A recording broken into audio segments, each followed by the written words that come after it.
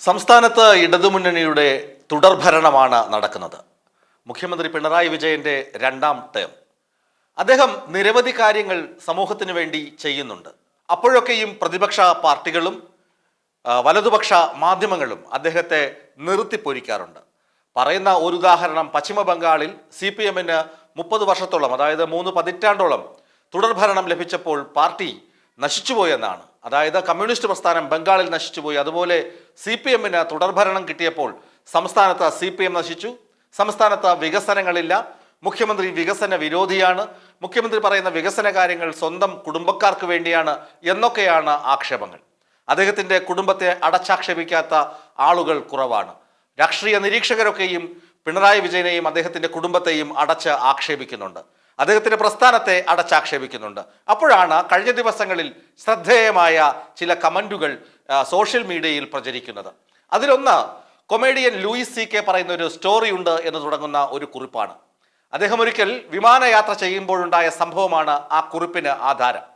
സംഭവം ഇങ്ങനെയാണ്, അത് കൃത്യമായി പറയുകയാണെങ്കിൽ, ആദ്യമായി സാറ്റലൈറ്റ് വഴി തുടർച്ചയായി ഇന്റർനെറ്റ് സർവീസ് യാത്രക്കാർക്ക് പ്രൊവൈഡ് ചെയ്യുന്ന സാങ്കേതികതയുള്ള വിമാനത്തിലായിരുന്നു അദ്ദേഹം യാത്ര ചെയ്തിരുന്നത്. ലൂയിസിനെ പോലെ വിമാനത്തിലെ യാത്രക്കാരെല്ലാം തന്നെ ആദ്യമായിട്ടാണ് അത്തരമൊരു സൗകര്യം ഉപയോഗിക്കുന്നത്. ലൂയിസിനെ പോലെ തന്നെ യാത്രക്കാർ തുടർച്ചയായി വീഡിയോസ് കാണുന്നുണ്ട്, അഭിപ്രായങ്ങൾ പറയുന്നുണ്ട്. ഇടയ്ക്ക് ആ സാങ്കേതിക തകരാറുകൾ കാരണം ആ ഇന്റർനെറ്റ് കണക്ഷന് തകരാറുണ്ടായി. അപ്പോൾ തന്നെ ചില യാത്രക്കാർ എയർലൈൻസിൻ്റെ കെടുകാര്യസ്ഥതയെക്കുറിച്ചും വിമാന ജീവനക്കാരെക്കുറിച്ചും ജീവനക്കാരുടെ ജോലി ശരിയായി നിറവേറ്റുന്നില്ല എന്നുമൊക്കെ പിറുപിറുക്കാൻ തുടങ്ങി. ഇതുപോലെയാണ് സംസ്ഥാനത്ത് സ്വപ്നത്തിൽ പോലും കാണാത്ത തരത്തിലുള്ള സൗകര്യങ്ങൾ. അതായത് ഒരു സർക്കാരിന്, ഒരു ജനാധിപത്യ ഗവൺമെന്റിന് എന്തൊക്കെ ചെയ്യാൻ പറ്റും, സിസ്റ്റത്തിനകത്ത് നിന്ന് എന്തൊക്കെ ചെയ്യാൻ പറ്റും, അതൊക്കെ ചെയ്ത ഒരു സർക്കാരിനെ കടന്നാക്രമിക്കുന്നത് എന്നാണ് ആ കുറിപ്പിൻ്റെ ആധാരം. ഒന്നു തൊട്ട് ഇങ്ങോട്ട്, അതായത് ഇടതുമുന്നണി സർക്കാർ അധികാരത്തിൽ വരുമ്പോൾ, ഒന്നാം മന്ത്രിസഭ അധികാരമേൽക്കുമ്പോൾ അന്ന് പിണറായി സർക്കാരിനെ നേരിടേണ്ടി വന്ന വിഷയങ്ങളൊന്ന് പരിശോധിക്കാം. നിപ്പയുണ്ട്, അതുപോലെ മറ്റ് പകർച്ചവ്യാധികൾ, ഒപ്പം പ്രളയം വന്നു, പിന്നീട് കോവിഡ് വന്നു. പ്രളയകാലമൊക്കെ നമുക്ക് എല്ലാവർക്കും അറിയാം. അദ്ദേഹത്തിൻ്റെ നേതൃപാടവം, അതുപോലെ തന്നെ കോവിഡ് വന്നപ്പോൾ പിണറായി വിജയൻ്റെ നേതൃപാടവം എല്ലാ മലയാളികളും ശ്രദ്ധിച്ചതാണ്. അദ്ദേഹം ഒരു കുടുംബനാഥനെ പോലെ, ഒരു ഗൃഹനാഥനെ പോലെ, അല്ലെങ്കിൽ ഒരു കാരണവരെ പോലെ മുന്നിൽ നിന്ന് നമ്മുടെ സംസ്ഥാനത്തെ മുന്നോട്ട് നയിച്ചു. എല്ലാ ആളുകളെയും സുരക്ഷിതരാക്കി, സാമൂഹിക അടുക്കളകൾ ഉണ്ടാക്കി, എല്ലാ ആളുകൾക്കും ഭക്ഷണം എത്തുന്നുണ്ടെന്ന് ഉറപ്പുവരുത്തി, എല്ലാ ആളുകൾക്കും മരുന്നെത്തുന്നുണ്ടെന്ന് ഉറപ്പുവരുത്തി.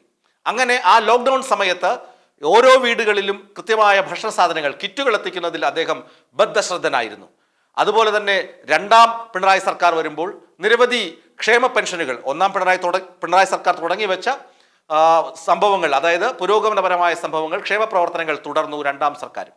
അപ്പോൾ ചില വിമർശനങ്ങൾ ഉയർന്നു. അദ്ദേഹത്തിൻ്റെ മന്ത്രിസഭയിലെ ആളുകളൊക്കെ പുതുമുഖങ്ങളാണ്, അവർക്ക് പ്രവൃത്തി പരിചയമില്ല, പരിചയസമ്പന്നരായ ആളുകളെ ഒഴിവാക്കിയെന്ന് CPM ജില്ലാ കമ്മിറ്റികളിൽ തന്നെ വിമർശനമുണ്ടായി. കഴിഞ്ഞ തെരഞ്ഞെടുപ്പിൽ നേരിട്ട പരാജയത്തെ തുടർന്നും ഇത്തരമൊരു വിമർശനങ്ങൾ വന്നു തുടങ്ങി. എന്നാൽ ഈ വിമർശനങ്ങളൊക്കെ പാർട്ടിക്കുള്ളിലാണ് നടക്കുന്നത്.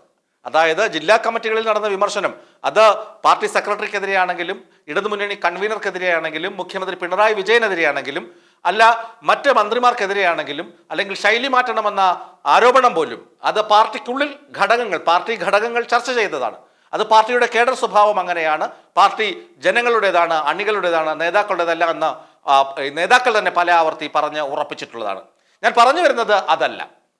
സംസ്ഥാനത്ത് വികസനത്തിന് തുരങ്കം വയ്ക്കുന്ന പ്രവർത്തനങ്ങൾ ചെയ്യുന്നത് ആരാണ്? സംസ്ഥാനത്തുണ്ടായ വികസന പ്രവർത്തനങ്ങൾ കാണാതെ, അല്ലെങ്കിൽ ഇതുവരെ ലഭ്യമാകാത്ത വികസനങ്ങൾ, K-Phone പോലുള്ള സൗകര്യം, അതുപോലെ കിഫ്ബി മുഖാന്തരം നടപ്പിലാക്കിയ വികസനങ്ങൾ, റോഡുകൾ, അതുപോലെ തന്നെ സ്കൂൾ കെട്ടിടങ്ങൾ, അതായത് സ്മാർട്ട് ക്ലാസ് റൂമുകൾ, അങ്ങനെ തുടങ്ങി അത്യാധുനിക സൗകര്യങ്ങളുള്ള സ്കൂൾ കെട്ടിടങ്ങൾ, ആതുരാലയങ്ങൾ, അങ്ങനെ നോക്കുമ്പോൾ എല്ലാ മുക്കിനും മൂലയിലും പിണറായി സർക്കാരിൻ്റെ കൈമുദ്ര പതിയാത്ത യാതൊന്നുമില്ല.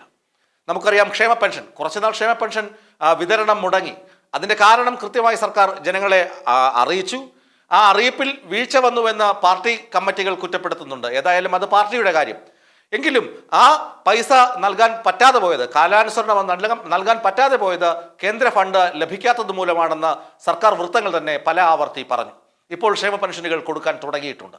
അതുപോലെ മുക്കിന് ലൈഫ് പദ്ധതി അനുസരിച്ചുള്ള വീടുകൾ, നമുക്കറിയാം കേന്ദ്ര സർക്കാരാണെങ്കിലോ പ്രധാനമന്ത്രിയുടെ പടം അല്ലെങ്കിൽ പ്രധാനമന്ത്രിയുടെ മുഖം വെച്ച് വേണം വീടുകൾ കെട്ടാൻ എന്ന തരത്തിലുള്ള പ്രചരണമാണ് നടത്തിയത്. ഉത്തരേന്ത്യയിലൊക്കെ അങ്ങനെ പല വീടുകളും കെട്ടി, അതൊക്കെ നമ്മൾ സോഷ്യൽ മീഡിയയിൽ കണ്ടു കഴിഞ്ഞു.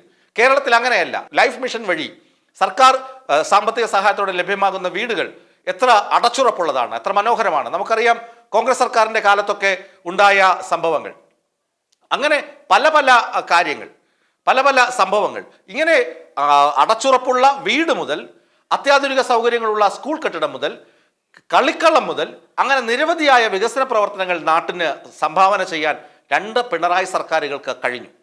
ഇതിനിടയ്ക്കാണ് ഒരു കേരയിൽ വിവാദം വരുന്നത്. ഇത് ആർക്കോ വേണ്ടി ചെയ്യുന്നതാണ് എന്ന തരത്തിലുള്ള വിവാദം. ഏതായാലും അത് ഇതുവരെ നടപ്പിലായിട്ടില്ല. അതിൻ്റെ മറ്റ് ഫ്രെയിംവർക്കുകളൊക്കെ നടക്കുന്നതേ ഉള്ളൂ. അത് ഇനിയും ചർച്ച ചെയ്യേണ്ട കാര്യം തന്നെയാണ്. അങ്ങനെ നോക്കുമ്പോൾ മുഖ്യമന്ത്രി കസേരയിലിരിക്കുന്ന ശ്രീ പിണറായി വിജയൻ നാടിന് നന്മയ്ക്ക് വേണ്ടി അല്ലെങ്കിൽ നാടിൻ്റെ പൊതുവായ വികസനത്തിന് വേണ്ടി ധാരാളം കാര്യങ്ങൾ ചെയ്തിട്ടുണ്ട്. ഇതുവരെ മറ്റ് സർക്കാരുകൾ ഇത്തരം കാര്യങ്ങൾ ചെയ്തിട്ടുമില്ല. അങ്ങനെ വരുമ്പോൾ ഇതിൽ സ്വാഭാവികമായും ചില കല്ലുകടി അല്ലെങ്കിൽ സ്വാഭാവികമായും ചില വീഴ്ചകൾ ഉണ്ടായേക്കാം. കാരണം ആദ്യമായാണ് ഇങ്ങനെ ഒരു സർക്കാർ സംവിധാനം മികച്ച രീതിയിൽ പ്രവർത്തിക്കുന്നത്. അവിടെ ചിലപ്പോൾ വീഴ്ചകൾ ഉണ്ടാകാം. ആ വീഴ്ചകളെ പെരുപ്പിച്ച് കാണിച്ച് ഒരു ഇടത് സർക്കാരിനെ അടിമുടി തേജോവധം ചെയ്ത് വിമർശനം ഉന്നയിക്കുന്ന ചില വലതുപക്ഷ മാധ്യമങ്ങളാണ് സമൂഹത്തിൽ ഇങ്ങനെ ചില തെറ്റിദ്ധാരണകൾ പടർത്തിവിടുന്നത് എന്നാണ് സോഷ്യൽ മീഡിയ തന്നെ ഇപ്പോൾ പുറത്ത് പറയുന്നത്. പല ആളുകളും, പല സ്വതന്ത്ര വ്യക്തികളും ഇത്തരം കാര്യങ്ങൾ അക്കമിട്ട് നിരത്തിയാണ് അവരുടെ കുറിപ്പുകൾ സമൂഹ മാധ്യമങ്ങളിൽ പങ്കുവയ്ക്കുന്നത് എന്ന കാര്യവും ശ്രദ്ധേയമാണ്.